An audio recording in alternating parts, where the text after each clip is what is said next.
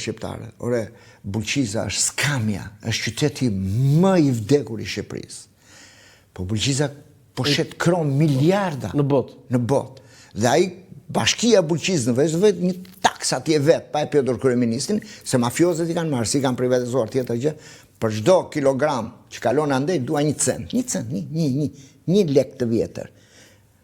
Si do ishte Bulqiza sot? Zvicër. Në Kinë, kur ishon Kinë më habitën ishin me kromin e Bulqizës. Po Zvicër do ishte, ore, nafta që nxjerr Shqipëria çdo ditë që se thot njëri realitetin, po nga burime që kam lexuar e kam bërë vetë. Shqipëria ka miliarda në ato puse që janë poshtë, miliarda ton fuqi naftë, që po na i marrin pa lek, po na vidhen pa lek. Dhe ti mendon për shërbim informativ shpeshherë është në funksion, jo shpeshherë, ndonjëherë në funksion të interesave që do qeveria apo drejtimet që orienton ajo që të paguan dhe bën. Tani me pak fjalë zoti Zekaj, ju po thoni që në këtë protestë që ishte qytetare, është